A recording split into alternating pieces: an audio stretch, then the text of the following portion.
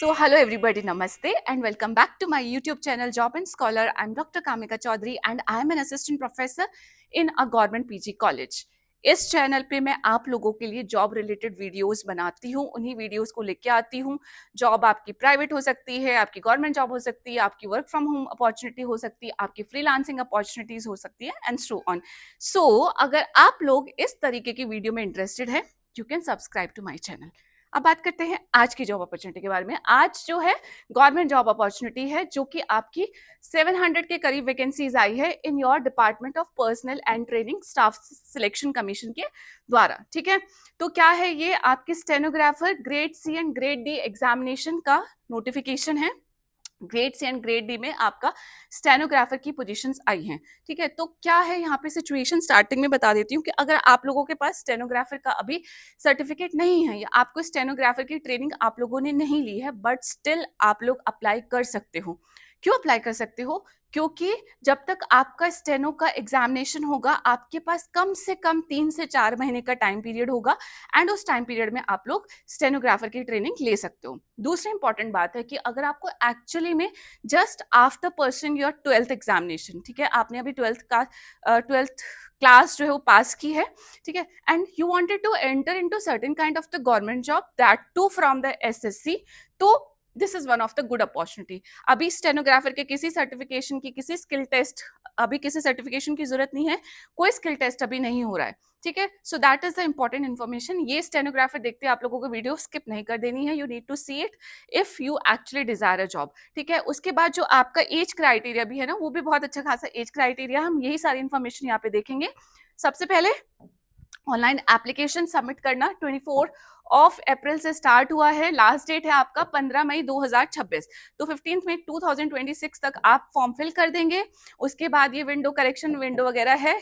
Then schedule of computer based examination, जुलाई अगस्त में आपका एक कंप्यूटर बेस्ड एग्जामिनेशन यहाँ पे रखा गया है एंड एक हेल्पलाइन नंबर आपको दिया है। कोई प्रॉब्लम होती है तो आप इस हेल्पलाइन नंबर से चेक कर सकते हैं।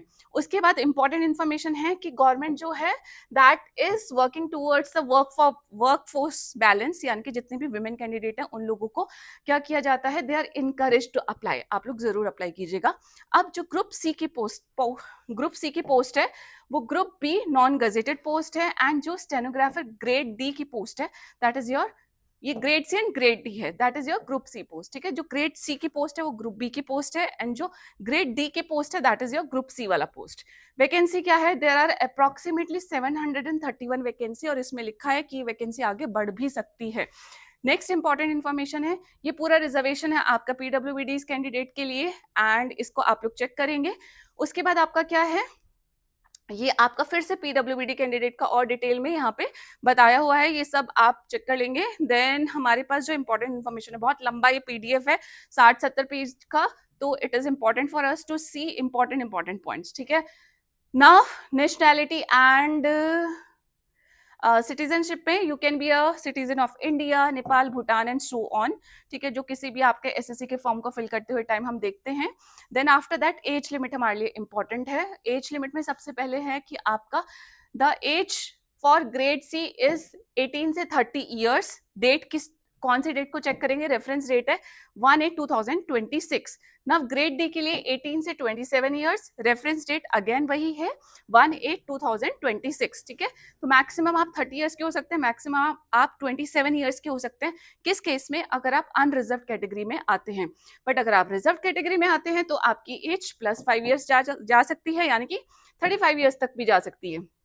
ओबीसी कैंडिडेट हैं तो 3 ईयर्स प्लस हो जाएंगे, पीडब्ल्यूबीडी कैंडिडेट्स के लिए 10 ईयर्स प्लस हो जाएगा एंड सो ऑन। ठीक है, ये आप चेक कर सकते हैं।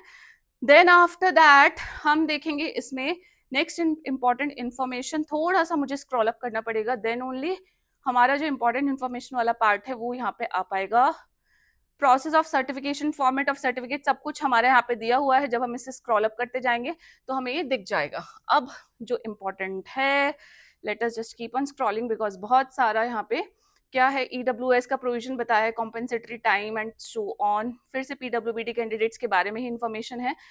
रजिस्ट्रेशन आपको कर लेना है, वन टाइम रजिस्ट्रेशन, एंड जैसे हम बाकी के सारे ऑनलाइन फॉर्म फिल्स करते हैं वैसे ही इस फॉर्म को भी फिल कर लेना है। अब इसेंशियल एजुकेशन क्वालिफिकेशन वाला कॉलम हमारे लिए इंपॉर्टेंट है, ठीक है। Candidate must have pass the 12th standard और इक्विवेलेंट, आपने 12th स्टैंडर्ड पास किया है, किसी भी बोर्ड से किया है, ठीक है। एंड उसके बाद अगर आपने ग्रेजुएट कर लिया तो भी चलेगा, पोस्ट ग्रेजुएट कर लिया तो भी चलेगा, दैट इज योर विश कि अगर आप लोग अप्लाई करना चाहते हैं। बट आपने अगर सिर्फ 12th पास किया है, एनी रिकॉग्नाइज्ड बोर्ड और यूनिवर्सिटी एज ऑन और before the cut off date, ठीक है, 1/8/2026 से पहले, तो आप एलिजिबल हो जाते हैं। And everybody is eligible, boys हैं, गर्ल्स हैं। एंड हाउ टू अप्लाई वाला सेक्शन ये है आपके पास, ssc.gov.in की वेबसाइट पे जाना है। फर्स्ट पेज पे, होम पेज पे आपको लिंक दिखाई दे रहा है, साइड में अप्लाई नाउ का बटन भी आ रहा है, तो उससे आप वहां से अप्लाई कर सकते हैं।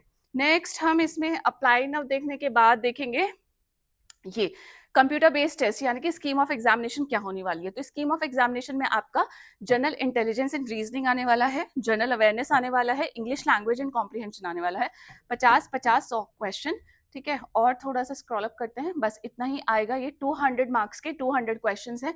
टाइम आपको 2 hours with sanction timer of 30 minutes each for part 1 and part 2 and 60 minutes for part 3। Timer होगा आपके पास, ठीक है।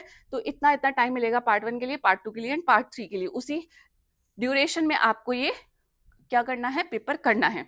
नेक्स्ट इसमें नेगेटिव मार्किंग होगी, मल्टीपल चॉइस सारे क्वेश्चंस होंगे, इंग्लिश और हिंदी दोनों लैंग्वेज में होंगे। There will be a negative marking of 0.25 marks for each wrong answer, ठीक है। आपको आंसर की भी मिल जाएगी कंप्यूटर बेस्ड टेस्ट के बाद में। उसके बाद ये आपका सिलेबस है, इसके बाद आपका कोई इंटरव्यू इसमें नहीं रखा गया है।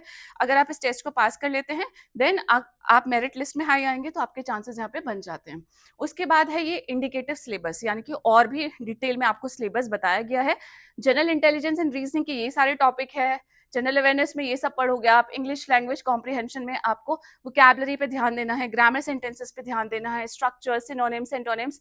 एंड देन उसके बाद एक स्किल टेस्ट इन स्टेनोग्राफी का रखा जाएगा, वो उन्हीं लोगों का रखा जाएगा जो मेरिट लिस्ट में हाई होंगे in the computer based test, ठीक है। उसमें क्या है, अगर आप स्टेनोग्राफर ग्रेड डी के लिए अप्लाई करते हैं तो इंग्लिश और हिंदी दोनों का पेपर होने वाला है। सिमिलरली स्टेनोग्राफर ग्रेड सी में भी इंग्लिश हिंदी दोनों का आपका स्किल टेस्ट होने वाला है। ये टाइम ड्यूरेशन लिखी हुई है, इंग्लिश में आपको 70 वर्ड्स पर मिनट स्क्राइब करना है, ठीक है। इसमें 90 करना है, then 55 and 75 in the grade C, English and Hindi respectively. तो लेकिन आपको अभी यहाँ पे टेंशन नहीं लेनी है, क्योंकि आपका ये टेस्ट जो होगा बाद में होगा। एडमिशन टू द एग्जामिनेशन, ये सारी चीजें यहाँ पे मेंशन आउट है, बाकी के जो डिटेल्स है वो आप पढ़ लेंगे। फीस भी इसमें आई थिंक बहुत ज्यादा फीस नहीं है। Just a second, I just scroll up, document verification, ये सारी चीजें आपकी रखी गई है। कहीं पे मुझे फीस दिखती है तो मैं बता देती हूँ आपको। मोड ऑफ सिलेक्शन ये देख लीजिए, अनरिजर्व के लिए जो आपका कंप्यूटर बेस्ड टेस्ट है उसमें 30% मार्क्स आने चाहिए ओबीसी और ईडब्ल्यूएस कैंडिडेट 25% और बाकी सारी कैटेगरीज 20% तक जाएंगे। In the online application form candidate will have to indicate कि आप सी या डी कौन से ग्रेड के लिए अप्लाई कर रहे हैं। बेस्ड ऑन द मार्क्स एक कैटेगरी वाइज आपकी लिस्ट बनाई जाएगी और फिर आपका स्किल टेस्ट हो जाएगा, ठीक है। तो ये है इसमें all in all important things.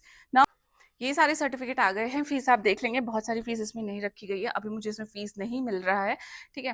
तो नेक्स्ट मैं बोलूँगी कि अगर आप लोग एक सेंट्रल गवर्नमेंट की अपॉर्चुनिटी में एक जॉब अपॉर्चुनिटी को सीक आउट कर रहे हैं, so this is the opportunity for all of you. इससे रिलेटेड आपको और कोई क्वेश्चन है, क्वेरीज है, यू कैन आस्क मी। ये पीडीएफ आपको कहाँ मिलेगी, पिन कॉमेंट में मिल जाएगी।